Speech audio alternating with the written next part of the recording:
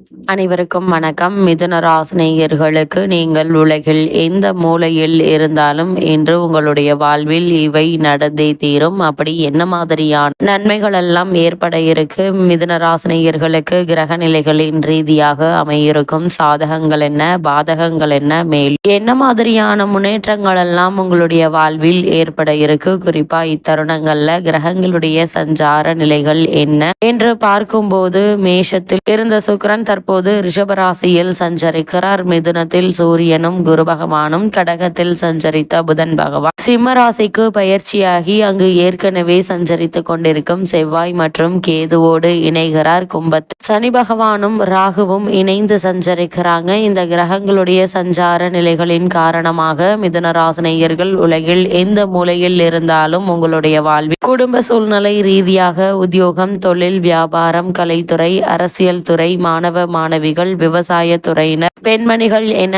அனைவருக்குமே என்ன மாதிரியான நன்மைகள் எல்லாம் ஏற்பட இருக்கு என்பது குறித்தான முழுமையான பதிவு தான் இந்த வீடியோல விரிவா பார்க்க போகிறோம். அந்த வகையில மிதுன ராசியை சேர்ந்தவர்களுக்கு புதன் பகவானை பற்றி சற்று விரிவாக தெரிந்து கொள்வோம். புதன் பகவானை பொறுத்த வரைக்கும் பொன் கிடைத்தாலும் புதன் கிடைக்காது மட்டுமில்லாமல் ஜோதிடத்தில் புதனை வித்தைக்காரகன், வித்யாக்காரகன் மற்றும் மாதுளக்காரகன் என்று சொல்லும் வழக்கமும் உண்டு. அது மட்டுமில்லாமல் பொன் கிடைத்தாலும் புதன் கிடைக்காது என்று சொல்வார்கள். அதாவது இந்த இடத்தில் பொன் என்பது செல்வத்திற்கான அதிபதி குருவை குறிக்கும். ஜாதகத்தில் குருவினுடைய பலம் இருப்பதை விட புதன் பலமாக இருக்க வேண்டும் என்பதையே சூட்சமமாக குறிப்பிட்டுள்ளனர். கல்வி, கலை, வித்தைகளுக்கு அதிபதி புதன் கிரகம். எந்த ஒரு விஷயத்தையும் கண்ணால் பார்த்தவுடன் அதை கையால் செய்வதற்கு புதனுடைய அனுகிரகம் வேண்டும். கற்றவர்களுக்கு சென்ற இடமெல்லாம் சிறப்பு. நன்கு படித்தவர்கள் கை நிறைய சம்பளம் வாங்குவதை கண்கூடாக பார்க்கிறோம். நம் வாழ்க்கைக்கு அடிப்படையான கல்வி செல்வத்தை வழங்குபவர் புதன் பகவான். அப்படிப்பட்ட புதன் பகவான் ஒரு விசித்திரமான கிரகம். செவ்வாயை போலவே புதனும் இரு அதிபத்திய கிரகமாகும். ஜோதிட ஆச்சரியமாக மிதுனத்தில் ஆட்சி பெறும் புதன் ஆட்சி வீடான கன்னியில் உச்சம் பெறுகிறார். மீனத்தில் நீச்சமடைகிறார். அறிவு, ஞானம் இரண்டிற்கும் இவரே அதிபதியாகி படிப்பறிவு, பட்டறிவு இரண்டையும் மனிதனுக்கு உணர்த்துகிறார். அதேபோல் விஞ்ஞானம், மெஞ்ஞானம் இரண்டிற்கும் காரணமாக விளங்குகிறார். இப்படிப்பட்ட புதன் பகவானை எவ்வாறு வணங்க வேண்டும் என்று பார்க்கும்போது, புதன் பகவானை புதன்கிழமை என்றில்லாமல் நவகிரக புதன் பகவானை எந்த நாளில் வேண்டுமானாலும் வந்து வணங்கலாம். நவகிரகத்தை 9 முறை வலம் வந்து மனதார வேண்டிக் கொள்ளுங்கள். வேண்டியதெல்லாம் புதன் பகவான் தந்தருள்வார் என்பது ஐதீகம். அது மட்டுமில்லாமல் 6 லக்னங்களில் பிறந்தவர்களில் புதனின் வலு குறைந்து பலவீனமாக இருப்பவர்கள் சீர்காழிக்கு அருகில் இருக்கும் திருவெண்காடு என்னும் ஊரில் கோவில் கொண்டிருக்கும் ஸ்வேதாரணேஸ்வரரை புதன்கிழமையில் சென்று வழிபட்டால் நல்ல பலன்கள் கிடைக்கும். சென்னையில் இருப்பவர்கள் போரூரிலிருந்து குன்றத்தூர் செல்லும் வழியில் இருக்கும் கோவூரில் குடிக்கொண்டிருக்கும் சுந்தரேஸ்வரரை வணங்கினால் கூடுதலான பலன்களை பெறலாம். அது மட்டுமில்லாமல் புதன் பகவானை பொறுத்தவரைக்கும் சந்திரனுக்கும் தாராதேவிக்கும் பிறந்தவர் புதன். குருவினுடைய மனைவியுடன் இக்குழந்தை வளர விரும்பாத குரு சந்திரனிடம் அக்குழந்தையை ஒப்படைத்தார். சந்திரனும் அக்குழந்தையை தன் 27 மனைவிகளிடம் ஒப்படைக்க அவர்களில் ரோகிணி மற்றும் கார்த்திகை மட்டுமே அதிக அன்புடன் வளர். மற்ற மனைவிகளாலும் தட்ச பிரஜாபதியாலும் சந்திரன் அடைந்த சாபங்களும் சிவபெருமானால் சந்திரன் மோட்சமும் அடைந்தார். ரோகிணி, கார்த்திகை இருவர் புதனை அன்புடன் வளர்க்க ரோகிணியிடம் மட்டும் புதன் அதிக அன்பு கொண்டார். காலங்கள் கடந்தோடின. குழந்தையாக இருந்த புதன் வளர்ந்து வாலிபர் ஆனார். வாலிப பருவத்தை அடைந்த புதன் தன் பிறப்பை பற்றி அறிந்ததும் தந்தையை வெறுத்தார். தந்தையினால் இதுவரை அனுபவித்த ஆதரவை வெறுத்து இருப்பிடத்தை விட்டு வெளியேறி ஆசிரம வாழ்க்கையை வாழ முடிவெடுத்தார். இமயமலை சாரலில் உள்ள வனத்தை அடைந்து அங்கு ஆசிரமம் ஒன்றை அமைத்தார். குருவில்லாமல் பல கலைகளை கற்று தேர்ச்சி பெற வேண்டும் என முடிவெடுத்தார். காரணம், தன் பிறப்பில் தந்தையான சந்திரன் மற்றும் குருவினுடைய மனைவி தாராதேவி செய்த தவறினால் குருவினை வெறுத்தார். குரு இல்லாமல் சில கலைகளை கற்ற புதன் பல கலைகளை கற்க முடியாமல் தவித்தார். பல கலைகளை குருவினுடைய உதவி இல்லாமல் கற்க வேண்டுமாயின் இறைவனின் அருள் வேண்டுமென எண்ணிய புதன் நாராயணனை நோக்கி தவம் இருந்தார். பல இன்னல்களை கடந்து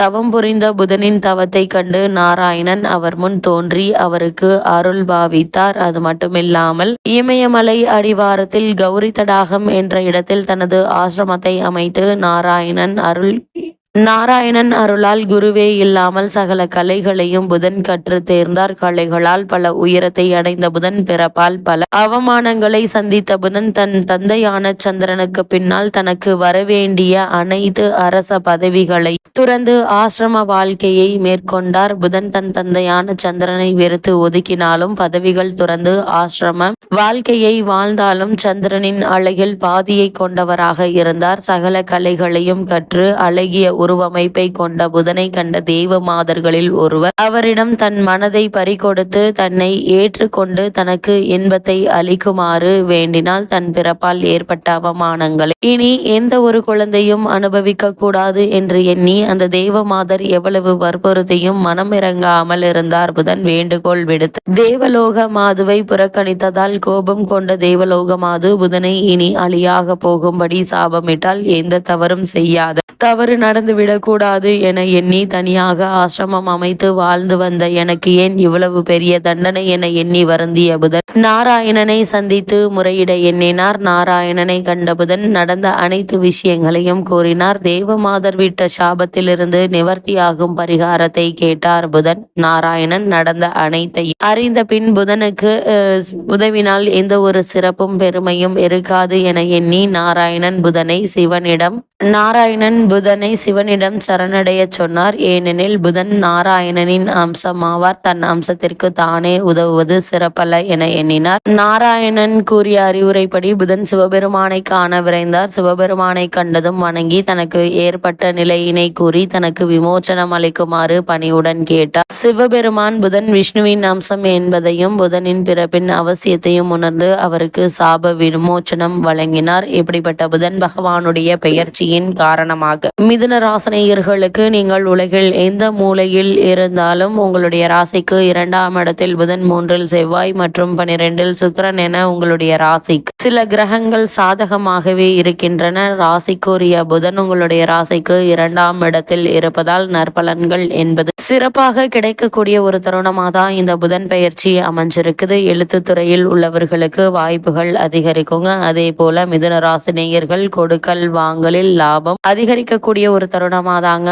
அமைஞ்சிருக்குது. அதே போல் குடும்ப முன்னேற்றம் என்பது இந்த காலகட்டங்கள்ல சிறப்பாக இருக்குங்க. ராசியில் உள்ள குரு பகவான் தன்னுடைய பார்வையினால் முக்கிய ஸ்தானங்களான பூர்வ புண்ணியம் மற்றும் பாக்கிய ஸ்தானத்தை பார்ப்பதால் அந்த இடங்கள் வலுப்பெறுகிறது. இதனால தொழில் மற்றும் வியாபாரத்தில் வெற்றிகரமாக நடைபெறக்கூடிய ஒரு தருணமாக தான் இந்த புதன் பெயர்ச்சி அமைஞ்சிருக்குதுங்க. அதே போல் கலைத்துறையில் உள்ளவர்களுக்கு சிறப்பான வாய்ப்புகள் கிடைக்க இருக்கு என்பதை கிரகங்களுடைய சஞ்சார நிலைகள் தெளிவாகவும் உறுதியாகவும் எடுத்து காட்டுதுங்க. மிதுன ராசினியர்களை பொறுத்த வரைக்கும் ஜென்ம குரு மற்றும் ஜென்ம சூரியன் என 2 கிரகங்கள் ராசியில் இருப்பதால் சில நேரங்களில் பிரச்சனைகளை சமாளிப்பதற்கு திணறுவீங்க. அது மாதிரியான நேரங்கள்ல புதனுடைய நிலை உங்களுக்கு உதவிகரமாக இருக்குங்க. சிலருக்கு இடமாற்றங்கள் ஏற்படலாம். 3ஆம் இடத்தில் கேது, செவ்வாய், புதன் இருப்பதால் சகோதர உறவுகள்ல கவனமாக இருங்க. மிதுன ராசினியர்களுக்கு இந்த புதன் பெயர்ச்சி காலகட்டங்கள்ல கிரகநிலைகளின் ரீதியாக கூறப்படும் பரிகாரம் என்ன என்று பார்க்கும்போது சிவன் கோவிலுக்கு சென்று தட்சிணாமூர்த்தியை